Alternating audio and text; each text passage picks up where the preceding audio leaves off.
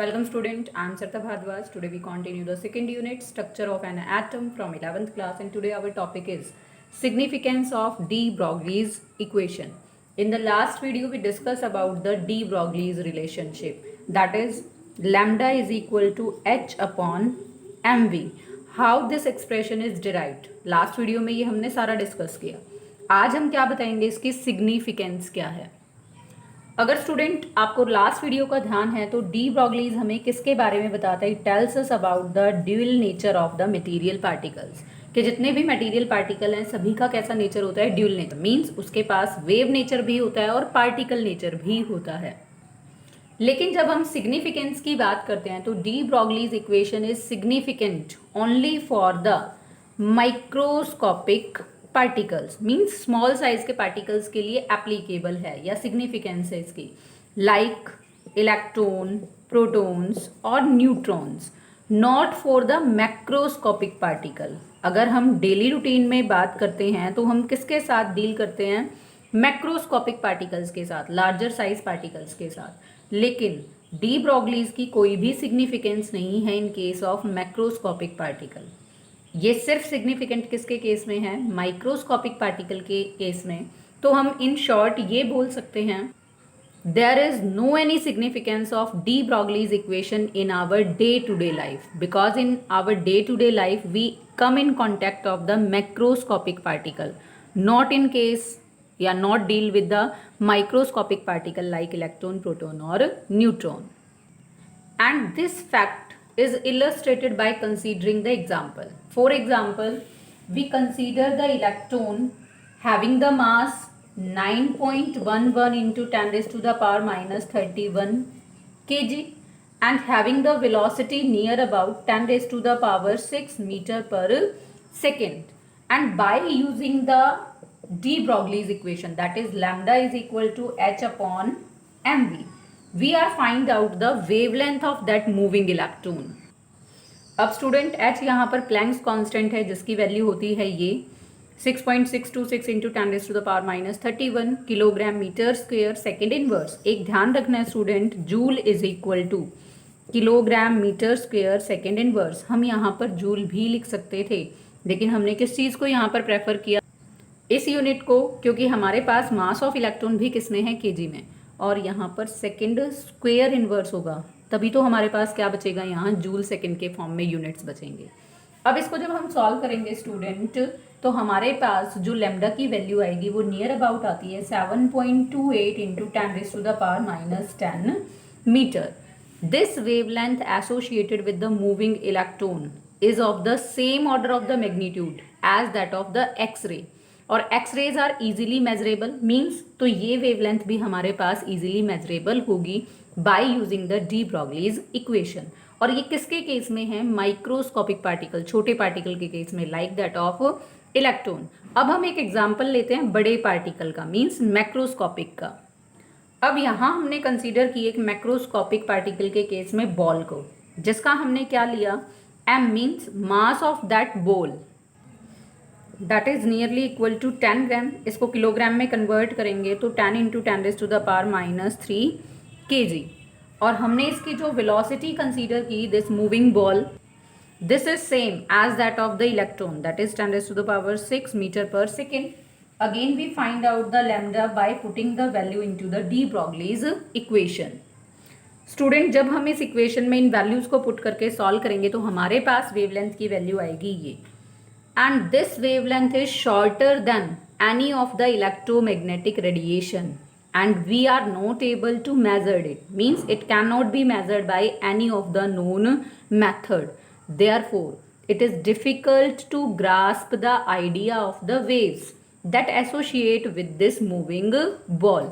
या हम दूसरे शब्दों में ये भी बोल सकते हैं कि बॉल एक लार्जर साइज पार्टिकल है और ball doesn't have wave associated with it, या फिर उसकी वेव इतनी स्मॉल होती है, we are not able to measure by any of the convenient और बाय द नोन मैथड्स. और इसीलिए स्टार्टिंग में आपको बोला कि डी ब्रॉगलीज इक्वेशन सिग्निफिकेंट तो है, लेकिन माइक्रोस्कोपिक के लिए है, मैक्रोस्कोपिक के लिए नहीं है. Now student, next topic is the derivation of Bohr's postulate of quantization of angular momentum from de Broglie's equation. अगर आपको Bohr's model of an atom ध्यान है तो उसमें हमने एक पोस्टुलेट किया था कि जो एंगुलर मोमेंटम है that is mvr, that is always the integral multiple of h upon 2 pi. n is the integer, mvr is the angular momentum. तो हमेशा जो एंगुलर मोमेंटम होगा वो इंटीग्रल मल्टीपल होगा h अपॉन 2 पाई का. तो हम डिराइव कर सकते हैं या इस चीज़ को प्रूव कर सकते हैं bye using the de Broglie's relationship. अब हम क्या कंसीडर करते हैं कि जो इलेक्ट्रॉन है that is moving around the nucleus in the form of the wave in a circular orbit of the radius r. अब जो इलेक्ट्रॉन बेटा सर्कुलर ऑर्बिट में न्यूक्लियस के अराउंड मूव करेगा वो वेव मोशन में होगा and that wave motion may be in phase और out of phase. In phase का मतलब क्या है, this one is considered as the circular orbit. और मैंने ये किस तरह का दिखाया, इस तरह से वेव मोशन दिखाया किसका, इलेक्ट्रॉन का. ये इन फेज है. आउट ऑफ फेज को अगर हम कंसीडर करें तो हम आउट ऑफ फेज को शो, इसको हमने इस तरह से शो किया, this is out phase.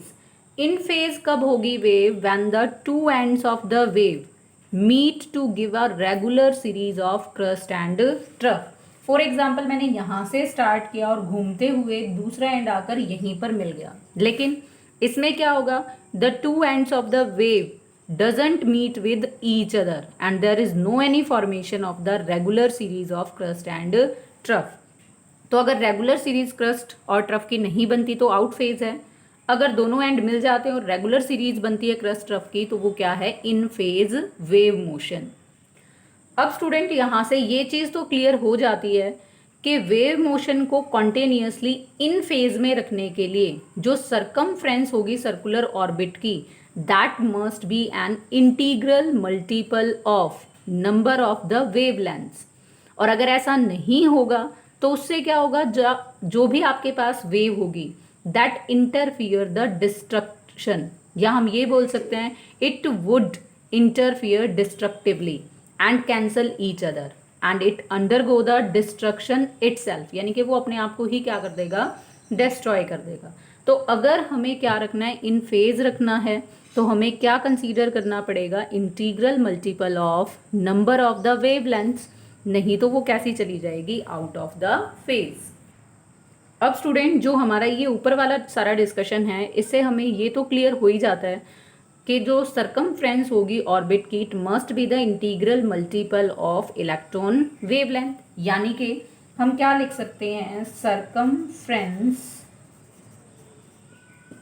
Equal to the integral multiple of the wavelength lambda. अब सरकमफ्रेंस किसके इक्वल होती है, 2 पाई आर के, then it is equal to n lambda. And from de Broglie's equation हमें पता है lambda is equal to h upon M v. अगर student हम ये लैम्डा की वैल्यू यहाँ पुट कर दें तो हमारे पास क्या आ जाएगा, 2 pi R is equal to N H upon M we. M V को हम उधर ले जाएं तो हमारे पास क्या होगा, m v r is equal to N H upon 2 pi. जो बिल्कुल मैंने स्टार्टिंग में आपको बताया था, this is according to the Bohr's postulate.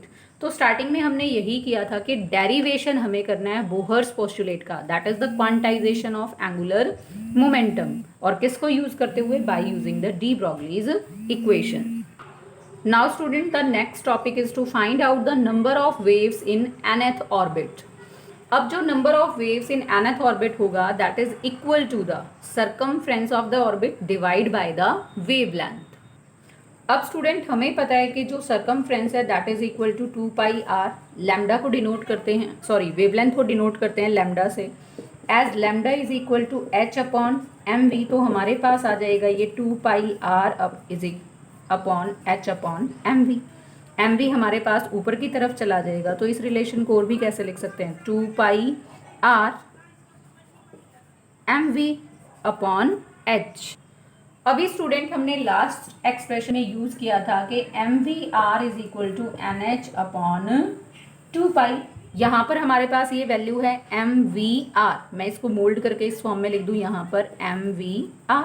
तो MVR की जगह में ये वैल्यू पुट अगर करूँ तो मेरे पास क्या आ जाएगा, lambda is equal to this one, 2 pi से 2 पाई कैंसिल हो जाएगा, h से h कैंसिल हो जाएगा, then the value comes to be n, means the number of waves in nth orbit is equal to the n, और n मैंने आपको बताया था that is any of the integer value. Now student, next is the relationship between the kinetic energy and wavelength of a moving particle. As student we all know kinetic energy is equal to half mv square। यहाँ से हम v square की value को अगर निकाले तो 2 into kinetic energy upon m, यहाँ से v को अगर हम निकाले तो v is equal to under root में आ जाएगा 2 into kinetic energy upon m। As we all know lambda is equal to h upon mv। अब जो हमारे पास ये एक्सप्रेशन में है इसमें v की वैल्यू ये वाली अगर मैं पुट करूं तो मेरे पास यहाँ से क्या आएगा, lambda is equal to h upon m under root 2 into kinetic energy upon m, and this expression may be right as like this, and this one is the relationship between the kinetic energy and wavelength of the moving particles। अब तक student हमने जितना भी किया उसमें हमने दो तरह की वेव्स के बारे में डिस्कस किया, electromagnetic wave and second one is the matter wave. अगर मैं आपसे पूछूं what are the differences between these two, firstly जब हम इनको डिफ्रेंशिएट करते हैं तो जो EM वेव्स है मीन्स इलेक्ट्रोमैग्नेटिक वेव्स है, नाम से ही पता चल रहा है they are associated with both electric field EF and magnetic field. लेकिन जो हमारे पास मैटर वेव्स होते हैं they not associated with the electric and magnetic field. अब जो EM है मीन्स इलेक्ट्रोमैग्नेटिक रेडिएशंस या वेव हैं दे आर रेडिएटेड और इमिटेड इनटू द स्पेस, लेकिन जो हमारे पास मैटर वेव्स हैं these are not emitted into the space, neither emitted और नॉर रेडिएटेड। अब इनको ट्रैवल करने के लिए किसी मीडियम की जरूरत नहीं है, means they are easily travel through the vacuum, but matter wave required the medium for their propagation, या हम ये भी बोल सकते हैं they can not pass through the vacuum. All the waves EM are travel with the same velocity as that of light, that is 3 into 10⁸ metre पर second. लेकिन जितनी भी आपके पास मैटर वेव्स होती हैं वो क्या करती हैं, ट्रैवल करती हैं with different velocities because they are associated with the different kind of the matter. Lambda means wavelength electromagnetic waves की लार्जर होती है और उसको हम इस रिलेशन से दे सकते हैं lambda is equal to lambda is equal to c upon mu. ये यहाँ पर क्या है, फ्रीक्वेंसी। लेकिन जो हमारे पास मैटर वेव्स होती हैं वो छोटी होती हैं और उनकी वेवलेंथ को हम इस रिलेशन से निकाल सकते हैं इस रिलेशन को यूज़ करके या फाइंड आउट कर सकते हैं।